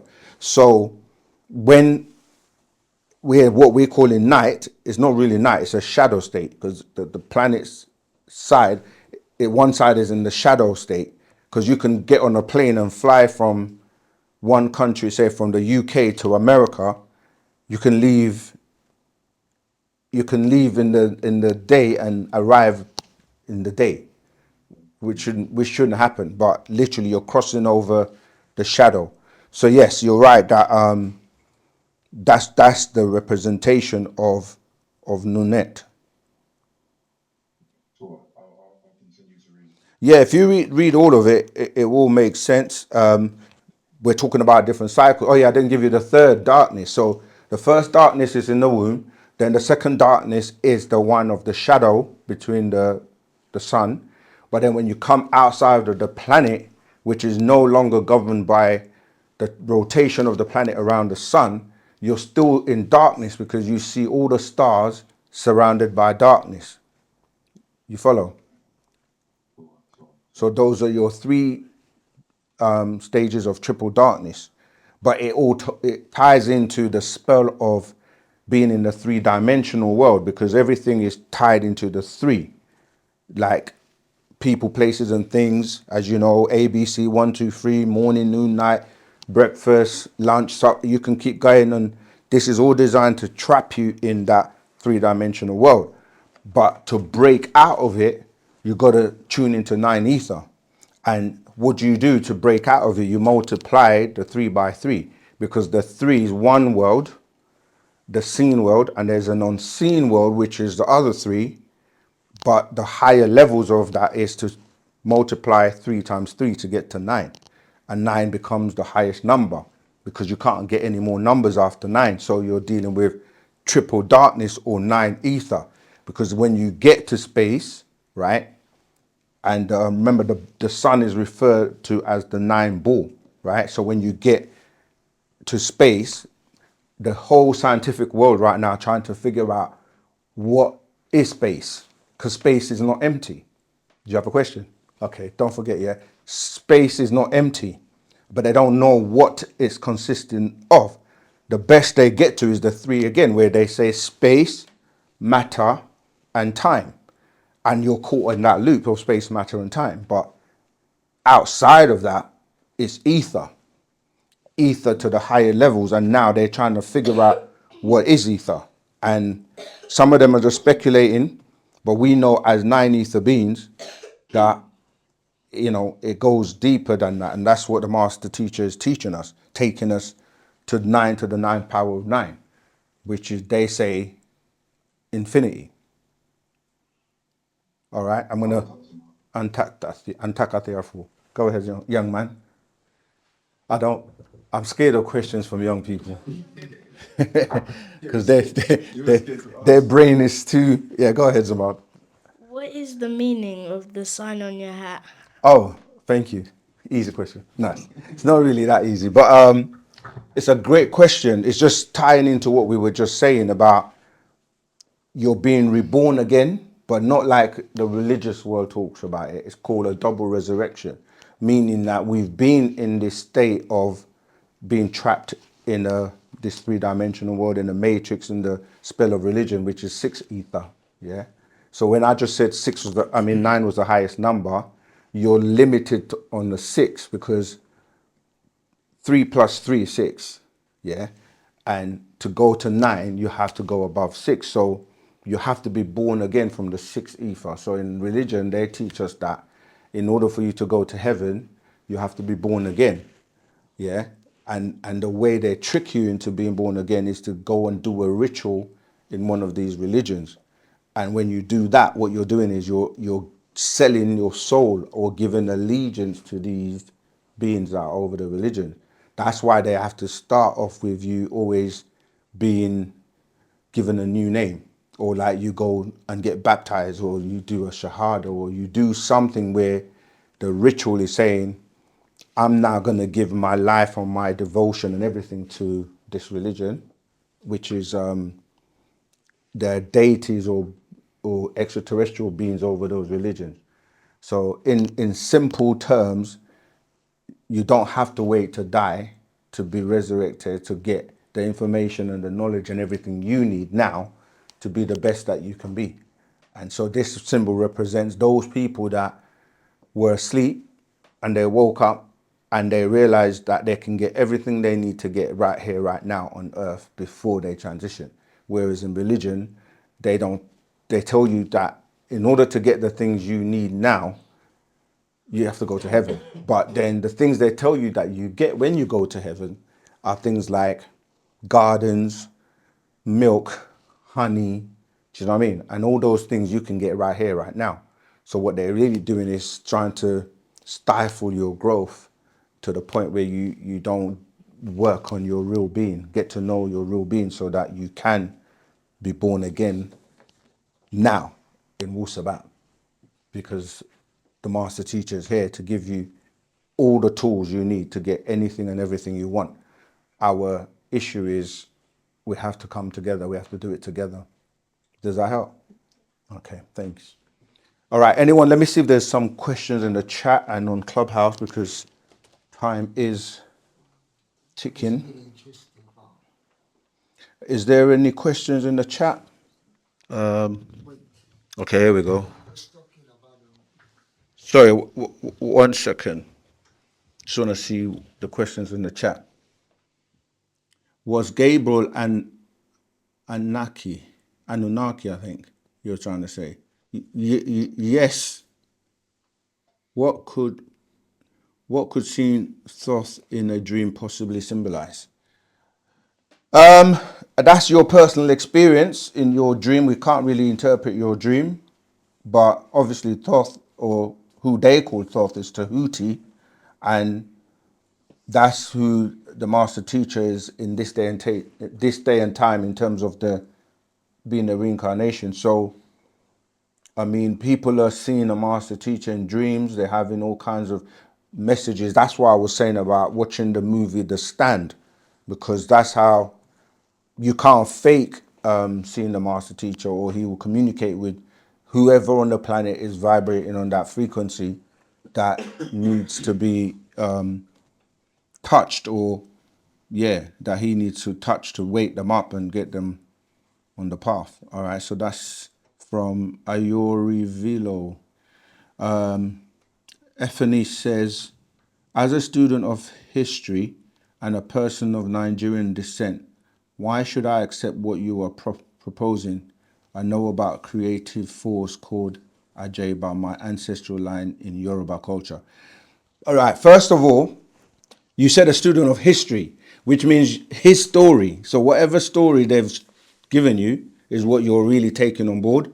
And I'm not proposing anything, and we're not asking you to accept anything we're saying.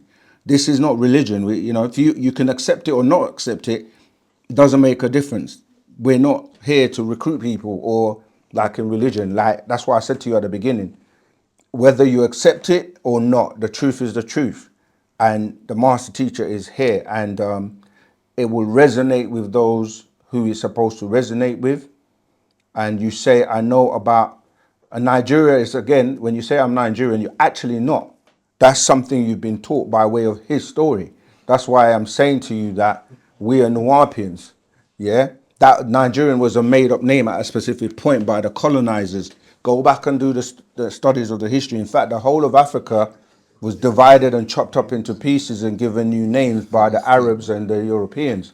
You see, so you have to know that you're not really what you think you are based on that misinformation.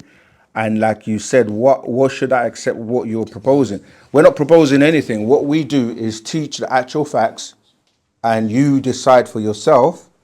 And you said creative force. The real original creative forces are from ancient Egypt as a being known as Hu. Okay, so when you say Hu, Hika, and Sia, these are our sciences. Hika deals with our magic. Hu deals with the creative force of will. And the original Yoruba culture is our culture. It's really coming from being an animist. It's animism, but it has been distorted and corrupted by influences from the Arabs. Okay, this is why, you can hear when you're using certain tones like Obatala, right? You're saying Oba or Oba, dealing with father, to Allah, Allah. You can hear the word Allah, which ties into the Muslim religion. So, yeah, you do need to come and study so you can get the actual facts and clear up some of that confusion. All right, let's keep going. If you are questioning the doctrine of all Abrahamic faiths, why do you say the master teacher is the prophesied one that has come to lead us to the truth? I didn't say that. He's not leading you. The truth is the truth. Any truth is truth, regardless of where it's coming from. Abrahamic religions were concocted and made up from the Sumerian doctrines.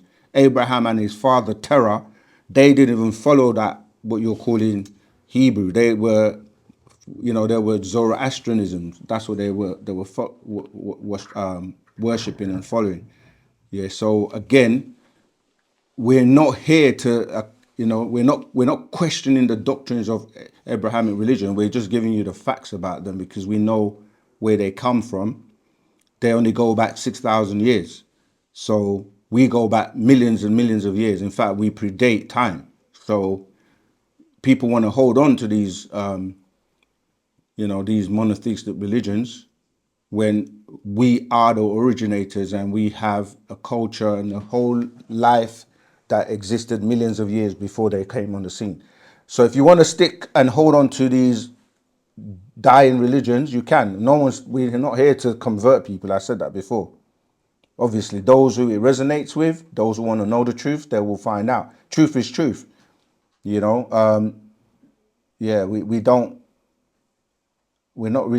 advocate come and follow. You follow if you're following blindly. When you make your own choice, you're not following anyone. You're actually doing it because you want to. Do you accept other races or people who understand your teaching? Yeah, truth is truth. We accept everyone. It's everyone who is about learning the truth. So I'm just running through all these questions quickly. Yeah, when you say accept, again, it's our way of life, our culture. Other races are free if they would like to, apply Wu-Sabat. It's all good. All right. Are you African? Kong Elvis. The word Africa, let me answer the question. We're Nuwapians, we're Sabians, but we've been called Africans by people who, the word Africa comes from the word faraka or Afrikia, which is an Arabic word which means to divide. And that's what's happened to us. We've been divided and now we're coming back together under our true cultures, Nuwapians or Sabians. Okay, please take this question. Is there a higher God or gods than the Anunnaki? Yes, we are. This is what we keep saying. When you're saying gods and gods, it's like this is a religious mindset. Yeah? You are God. You are goddess. You are the same gods that you're looking for. So the higher gods than the Anunnaki are the Natharu, our ancestors, Natharu, where you get the word Natiru or nature from. Right? So there's nothing more powerful than the originators of this planet. I have a question. I have previously been studying the old scrolls and had a problem with getting stuck in religion. Do you think it was a good idea to leave the old scrolls behind? Yeah, the master says focus on the hereafter doctrine, which I mentioned at the beginning, actual facts, master's secrets, and Pataruk. You can read all the other stuff too, but this is what he came to give us. But we spent 30 years of his time on religion, and that was from 1970 to the year 2000. And the second half hour, which is from the year 2000 to 2030, we're supposed to be mastering and getting ourselves to the point where he can teach us the things that take us, higher than that. So yeah, you should be focusing on the hereafter doctrine. But of course, we have to get the master home. So those people that want to waste time and stay in religions, that's dead. That ended in the year 2000. All right, that's all the questions in the Zoom chat. Let's see if we got any on Clubhouse. We have a lot. Wow. Okay. Yep, the master teacher is a man of the hour. Okay, people are having conversations. I'm just trying to see if there are any questions. Okay. There aren't really questions. It's just people. Yeah, people say all these things like, I'm just seeing a comment, I am a soul living a spiritual experience. Bottom line, if we just reset the room back to what this is all about, it's about the real final call. Your call to Wu-Sabat, your call to start doing what we're supposed to do. And those of us in Wu-Sabat, our call to stop infighting, bickering, and 2121. And getting on with the work. We've got a lot of work to do in a short space of time. I mentioned in another previous class that the masters is, if we don't get it together, he says, in fact, the last piece I want to read you, if I can find it quickly. He won't be with us if we don't get our act together. He's not going to keep staying and waiting for us to get it together. He's going to leave. And trying to find it so I can read it to you. But in the meantime, if there are any other questions in the room, no. Okay, let me look for it then. Go ahead, Nanti. Go ahead. I'm in the DMV area in the United States. Is there any, because I went to the website and there is no, I've been calling the number for, so I can check with, some of the agents, and I don't get any feedback. I didn't hear the area. What area did you say? The DMV. Okay. The Washington area. All right. Okay, that's a really good question. What we're saying now to people is if you don't have a community or a store near you, you can just attach yourself. If online, you can attach yourself to us, become a member, and we will keep you posted on anything that's going on. However, if there isn't one really near you, you can go to the nearest one. But are you in our Telegram group? Yes. Okay, yeah, just ask the questions again in there, and we will basically answer it and give you the right contacts to whoever you need to connect with. All right. Thank you. You're welcome. Okay, we're coming to the end. We literally have 7 minutes. I can't find the piece I wanted to read, but it's where the master's saying that, by 2032, if we're not, we haven't got time. Honestly, we don't have time. We just got to get on with the work. For those who it resonates with, we've obviously got our event coming up next week, Saturday, the Friendship Day. Friendship Day is going to be packed with entertainment, good food. We're all going to be there to meet and greet. We're going to have a class again with the 3 student teachers. I'm going to answer questions at the end of the event. It's all about us building. It's all about us coming together. It's all about uniting. And if you want to join and want to be a part of Wu-Sabat and the culture and live as a Nuwapian, then yeah, get involved, come to help. There are many people that are doing that. Get your tickets for the event. You can get that on Eventbrite. There are different tickets for couples, tickets for singles, and even if you're not coming, or if you're far away somewhere in the world, you can still get an online ticket for the event that will be streamed. It will be the class will be the same time like today, but it's going to be at the event. So if you don't have a ticket, there won't be any class here as usual. You won't be able to get into the live stream. So get your ticket. And there's also a donation button for those who just want to help and support what we're doing. We have a lot of work to do. Things are happening rapidly. You can see things going on in the world. As we move from now to 2030, you know, things are they're gonna speed up, and things may happen like that overnight, where, you know, many resets are going to take place. I'm talking financially, many things. So you have to be prepared. You have to be in communities. You have to be working together, because once the master's freed and out, we those of us who are organized and know what we're doing will be guided to where we need to go. So there is nothing more than coming together and let's build. If you're about it, if you're not, you're going to fade away with the six ether world that's fading. And that's the reality of things. It's not even to scare anybody. It just is what it is. There have been many catastrophes and things that have affected this planet for many thousands of years. So there's another one unfolding right as we speak. So yeah, this is the real final call. And obviously we do our best to get the information out there, and everyone do your part, you know, like just do more. Just give it your best shot. Transform yourself inside out. And if not, we're in serious trouble.